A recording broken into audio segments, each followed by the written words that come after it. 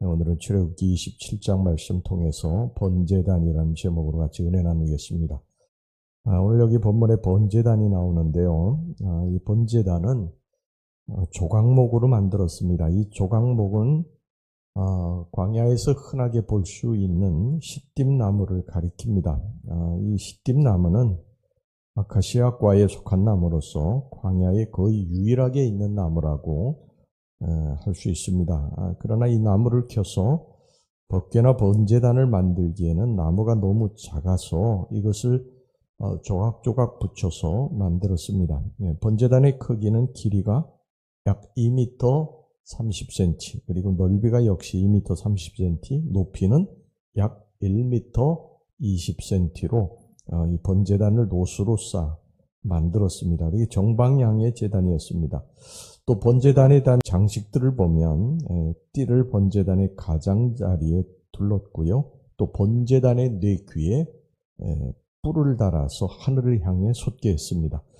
이 뿔은 힘의 상징이고 죄사함을 얻는 구원의 상징입니다. 실제로 가나안 정착 이후에는 죄를 지은 자가 이 성소에 도피해서 번제단 사각에 있는 뿔을 잡을 경우에 죽음을 모면할 수가 있었습니다. 예를 들어서 이 다윗의 넷째 아들 아도니아가 있죠. 이 아도니아가 왕이 되려고 하다가 이 솔로몬이 왕이 된 것을 알고 두려워해서 이 뿔을 잡고 죽음을 모면한 일이 있었습니다. 이것은 번제단이 속죄를 목적으로 하는 제단이라는 것을 분명하게 나타낸다고 할 수가 있습니다.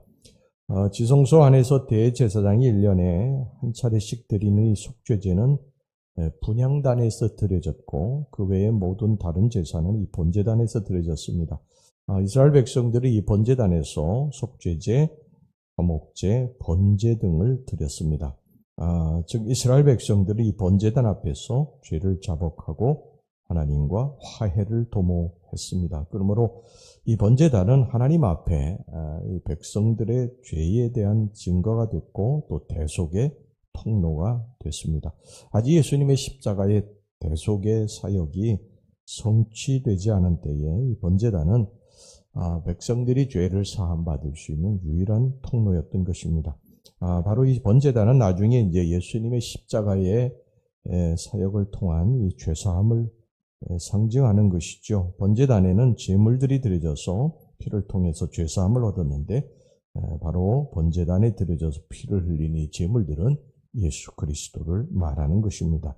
예수 그리스도가 제물로 드려져서 피를 흘림으로 우리가 죄사함을 받게 된 것이죠. 누구든지 예수 그리스도를 붙잡고 죄를 회개하면 그 죄의 경중에 상관없이 깨끗함을 얻게 됩니다. 구약 시대에는 이 번제단을 붙잡고 죄사함을 얻어서 구원을 받았다고 한다면 우리는 이제 번제단 대신 예수 그리스도를 붙잡고 죄사함을 얻고 구원을 받아서 하나님께 나아갈 수 있게 된 것입니다. 이 번제단에는 누구나 다 서야 됐습니다. 어느 특정인 죄 지은 자만 이 번제단에 선 것이 아니고요. 인간은 누구나 이 번제단 앞에 서야 됩니다. 그것은 바로 인간이 원죄를 가지고 태어났기 때문이죠. 스스로 죄를 범한 사람은 말할 것도 없고 스스로 죄를 짓지 않았다고 생각되는 그런 사람도 원죄 때문에 이 번제단에서 희생을 드려야 합니다.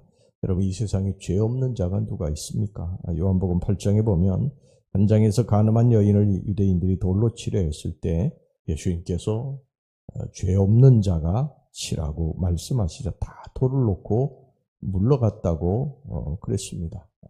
로마서 3장에도 보면 의인은 없나니, 그러니까 죄 없는 자는 없나니 한 사람도 없다. 세상의 모든 사람들은 다 죄인입니다. 다 누구든지 예외 없이 그리스도가 필요한 사람들이에요. 일평생을 죄를 짓고 살아온 사람도 있을 것이고 또 선하게 살아왔다고 자부하는 사람도 있을 거예요. 그러나 그것과 상관이 없습니다. 우리 모두는 다 죄인들이에요. 다른 사람들이 볼 때에 저 사람은 정말 선한 사람이다.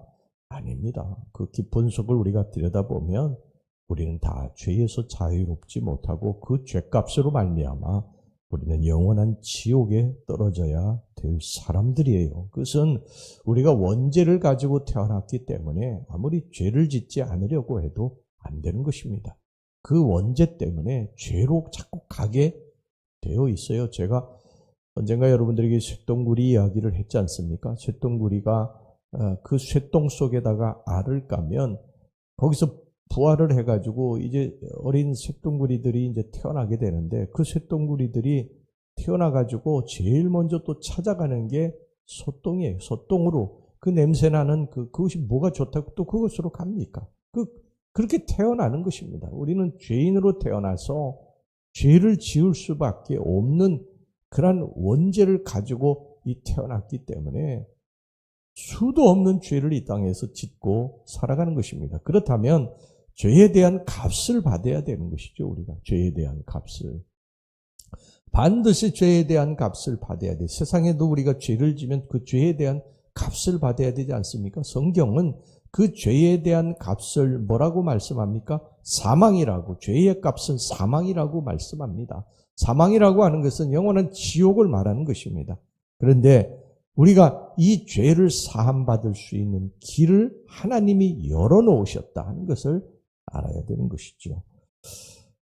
그래서 이스라엘 백성들은요, 이 번제단에서 제사를 드려서 몸과 마음을 정결하게 한 후에 하나님께 나아갈 수 있었던 것처럼 우리도 날마다 예수 그리스도를 의지해서 죄사함을 얻고 하나님께로 나아갈 수 있는 길이 열려지게 됐는 줄로 믿습니다.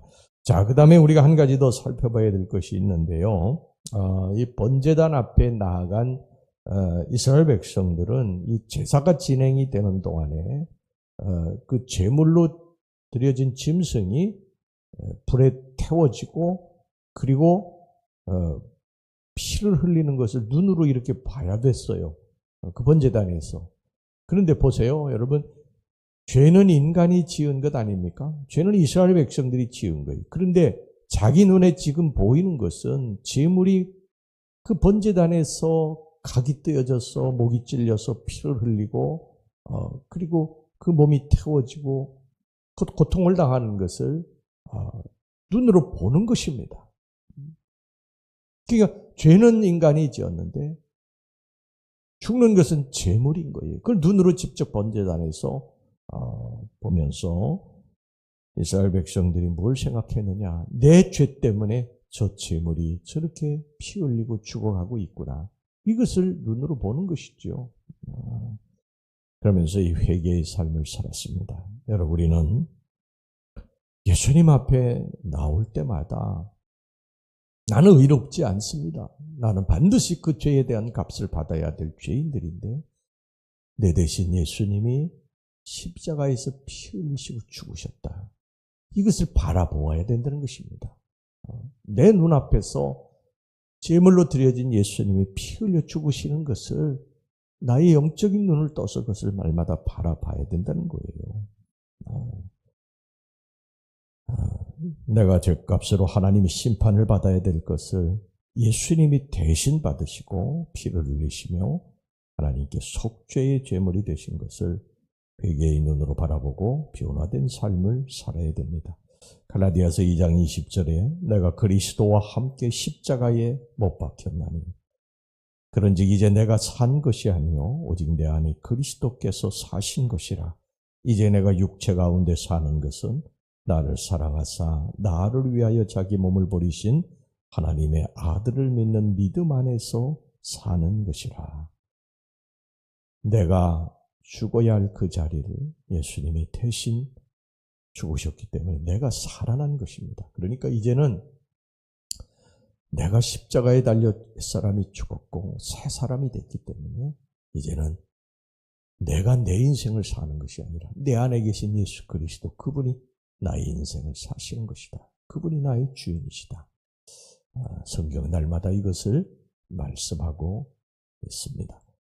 오늘 하루도 우리는 예수님, 내 안에 계신 주인 되신 예수님이 원하시는 삶을 그분이 말씀하시는 대로 순종하고 살아야 됩니다. 우리가 평생을 그렇게 살도록 애쓰고 노력해야 될 줄로 믿습니다. 기도하겠습니다. 오늘 주님 번제단을 살펴보면서 같이 은혜를 나눴습니다. 죄는 내가 짓고 피는 제물이 된 짐승이 흘리고 죽어가는 것. 죄는 내가 짓고 예수님이 나 대신 십자가에서 피 흘려 죽으신 것. 이것을 주님 날마다 바라보며 잊지 말고 회개의 삶을 살게 하시고, 그리고 주님의 자녀로서의 품격을 지키며 살아갈 수 있도록 인도해 주시옵소서. 예수님의 이름으로 기도하옵나이다. 아멘.